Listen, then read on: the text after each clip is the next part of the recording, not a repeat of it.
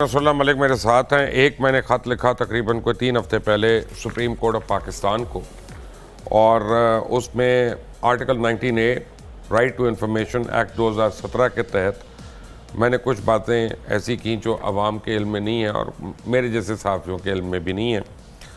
मैंने कहा कि उनकी जो मालूमात है मिल जाए, अगर उसकी कोई फ़ीस देनी है तो वो भी मैं देने को तैयार हूँ। कि बरतानिया से जो 190 मिलियन पाउंड लाए गए वो बज़ाहिर सुप्रीम कोर्ट के अकाउंट में आए हैं। उन अकाउंट्स की मालूमात क्या हैं और किस अकाउंट के अंदर आए हैं, और अब वो पैसे कहाँ हैं, अगर वो पैसे किसी काम के लिए लगाए गए तो उसकी क्या तफसीलात हैं। दो ये है कि डैम फंड्स की मालूमात, यानी डैम फंड्स के लिए एक पूरी मुहिम साजी की गई, हमने भी इसमें बड़ा फ़ंड दिया, अरबों रुपये इकट्ठे हुए, लेकिन किसी को इल्म ही नहीं कोई पैसा कहाँ लगा। इस हवाले से मालूमात दी जाए कोई पैसा कहाँ गया। स्वयं रिटायर्ड जजेस की पेंशन और इनके अलावा इनकी जो मुराद है उनके मतलब हमें तफसीलात चाहिए कि टैक्स पेयर क्या दे रहा है अपने पेट काट के उन लोगों को, उनके प्रोटोकॉल वगैरह।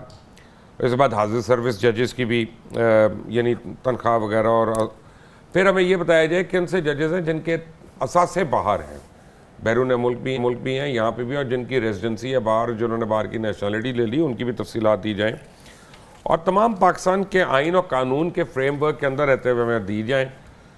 सुप्रीम कोर्ट के रजिस्ट्रार ने article 19A right to information के तहत मुझे इसका जवाब ही नहीं अभी तक दिया। अब मैं इसको अगर पिटीशन लेके जाऊंगा, तलब नहीं कर लिया आपको, अब होते कौन है पूछने वाले? जी जो अपना वो करें तो मैं तो राइट टू इंफॉर्मेशन के तहत मैं जाऊंगा, खड़ा होऊंगा, बेशक जो मर्जी करें, ये मेरा हक है और पाकिस्तान का आइन मुझे ये हक देता है। वो अपने आप को आइन से, लेकिन आइन इजाजत देता है ना, वो इजाजत नहीं देते। हाँ, अब ये मसला है, मैं कहाँ जाऊँ? यही तो अलमी है ना जी। मैंने कहा आइन इजाज़त देता है लेकिन वो इजाज़त नहीं देते। इसलिए ये तो सवाल पूछना ही जो है जुर्म है ना, कि आप कैसे पूछ सकते हैं किसी से, आप कैसे किसी ब्यूरोक्रेट से सवाल कर सकते हैं कि उनकी नेशनलिटी कहाँ पे है। अब एक आज़ाद कश्मीर आपका एक रियासत है, आपकी आज़ाद रियासत, सिर्फ ये चेक करवा लीजिएगा कि वहाँ के कितने ब्यूरोक्रेट्स हैं जिनके पास, जिनकी सारी फैमिली, जिनके ख़ानदान जो है वो किसी और मुल्क में, खासतौर यूके में, यानी आप अंदाज़ा करें नेशनलिटी उनकी बाहर की है। यहाँ पे अब तो पता नहीं, आप भी देखते होंगे, यानी एक 17 ग्रेड के ऑफिसर को डबल कैबन्स गाड़ियाँ दे दी गई हैं। जी मैंने देखी हैं, कुछ गाड़ियाँ भी देखी हैं वो मैंने। अब देख लिया आप? और मैं बेदिया से आता हूँ तो वहाँ पे वो एलीट के आगे खड़ी हुई थी सारी की सारी। आप मुझे बताएं, वो 6-7 किलोमीटर पर लीटर करती है, यानी आप बजाय उनको कार देने के एक छोटी कार दें जो जिसकी बाय द वे ग्रेड 17 की बीवियों के अफसर जो हैं, ग्रेड 17 के अफसर, उनकी बीवियों के नाम पे कितनी गाड़ियाँ, ये भी एक अलग स्टोरी है। स्कूलों के सामने जाके देखें, अभी छुट्टियां खत्म होंगी, आपको सारी सरकारी गाड़ियां नंबर प्लेट वाली नजर आएंगी। क्यों जी मुमताज साहब, पिंडी वालों, अस्सलाम वालेकुम। क्या हाल है? ठीक है, अल्लाह का शुक्र, आप सुनाए, खैरियत से हैं आप? जी अल्लाह का करम। सर जी मैं वो आपका वो सुन रहा था प्रोग्राम, तो मैं एक छोटा सा सफ़ा पढ़ रहा था उस दिन हज़ूर सल्लल्लाहु अलैहि वसल्लम कि जो कौम सूद और ज़िना के अंदर मुलव्वस हो जाए तो वो कौम दुनिया के ऊपर ही अज़ाब की मुस्तहिक हो जाती है। अस्तगफिरुल्लाह। हम सिर्फ माफ़ी मांग सकते हैं यार, अब मैं इससे ज़्यादा, ये आप सही कह रहे हैं। एक मैं आपको एक बात बताता हूँ कि देखें, अक्सर हम ये बात करते हैं लेकिन हम उस पर अमल नहीं करते कि सूद लेने वाली जो कौम है उसका तो अल्लाह ताला से बराह रास्त मुकाबला है। अल्लाह ने कहा है कि मेरे से ऐलान जंग है खुली तलवार रख कर। तो हम कितनी डिटाई से शरह सूद ही बढ़ाई जाते हैं, बार बार और बढ़ाई जाते हैं, बजाय कि हम उसको किसी तरह कम करें, कोई तरीका लाएँ, हम उसको उतना ले जाते हैं कि लोगों की कमर टूट जाए। और नौज़ुबिल्लाह, तो फिर पूरी कौम की लड़ाई तो है फिर अब। और जिसने अहकामात इलाही को रद्द किया उसने अपने लिए अज़ाब इलाही को चुन लिया, यही मैं कह सकता हूँ। बाकी कॉलर नेक्स्ट, अस्सलाम वालेकुम। अच्छा लाइन ड्रॉप होगी जी मलिक साहब। देखिए, ये जो हम बात करते हैं ना आमाल की, भी यकीनी बात है, आमाल के बारे में पूछा जाएगा। किसी ने नमाज नहीं पढ़ी, नमाज इन्नमल अमालु बिन्नियात, नमाज का सवाल होगा। अगर आपके पास वसाइल थे, आपने हज नहीं किया, पूछा जाएगा। अगर आपके पास वसाइल थे, आपने ज़कात अगर आपके ऊपर बनती थी, आपने ज़कात नहीं दी, पूछा जाएगा। लेकिन मैं समझता हूँ कि इस्लाम मुआशरे की तश्कील के लिए आया था। सबसे ज़्यादा आपसे ये पूछा जाएगा कि आपने किसी यतीम का माल तो नहीं खाया, आपने किसी के जायदाद पे कब्ज़ा तो नहीं किया, आपने किसी मजलूम का हक तो नहीं मारा, आपने किसी के साथ जुल्म और ज़्यादती तो नहीं की। ऐसे तो नहीं कि आगे कि खाना काबा की बड़ी हुर्मत है, लेकिन यार खाना काबा की एक इंसान की जान से खाना काबा की भी हुर्मत ज़्यादा नहीं। यानी आप देखें जहाँ इंसानों की जान की इतनी अहमियत बयान की गई, जहाँ जानवरों की जान की अहमियत बयान की गई, जहाँ दरख्तों को काटने से मना कर दिया गया।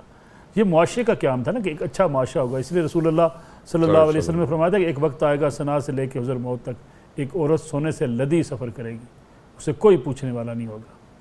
इट मीन्स कि there will be a system of life, law and order. इतना आज़ादाना लोग, औरतें घूम सकेगी सोना पहन के। यहाँ शाम के वक्त औरत बेचारी उनके कान ही छीन लिए जाते हैं। तो ये पुलिस, ये आपके इदारे, ये लॉ इन्फोर्समेंट जो आप इदारे बनाते हैं, ये किस लिए बनाए जाते हैं?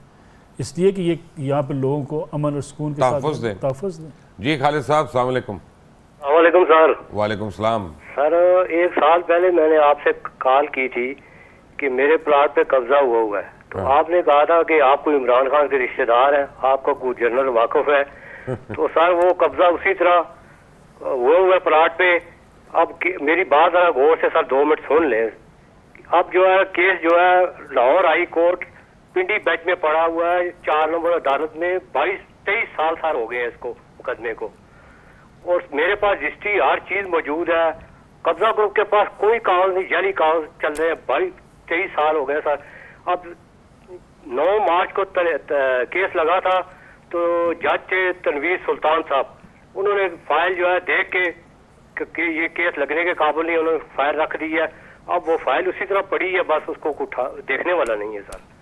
ये मैं chief justice Lahore high court से रिक्वेस्ट करता हूँ कि 4 नंबर अदालत में वो सर केस है पीएफ हाउसिंग सोसाइटी बनाम इजाज बनाम PF housing society sir, plot है और मैं रिटायर आदमी हूँ, मकान बनाना था, तो बस ये इन्होंने कब्जा किया हुआ है। बस इससे जो हालात है सर। अल्लाह करे कि आपकी आवाज़ पहुँच जाए चीफ जस्टिस साहब तक और वो सुबह कोई 4 नंबर अदालत खुलवा लें और आपको इंसाफ मिल जाए। मुझे उम्मीद तो कम लगती है, लेकिन बहरहाल दुआ तो करना हमारा फ़र्ज़ है। अच्छा, मैं उसने ना लतीफ़ खोसा साहब की एक बात सुन रहा था। मैं उनके मतीला जान साहब ने उनसे सवाल किया कि वो ऐसे उनके बारे में थोड़ा सा क्रिटिक्स किस्म का सवाल था। उन्होंने कहा मैं इस मुल्क का महंगा तरीन वकील हूँ। यानी जिस बात को बड़े फ़ख्र से वो बयान कर रहे थे, मुझे हैरानगी इस बात भी हुई कि इंसाफ की फराहमी के लिए मुआवनत का काम करने वाले साहिबान ये कहें कि मैं तो करोड़ों रुपये फ़ीस लेता हूँ, मैं तो 10 करोड़ रुपये लेता हूँ, मैं 8 करोड़ रुपये लेता हूँ फ़ीस। यानी इस मुल्क के अंदर ठीक है बड़े वकील की फीस बड़ी, तो वो मुलाकातें भी तो करा लेते हैं मुंसफ़े आला से।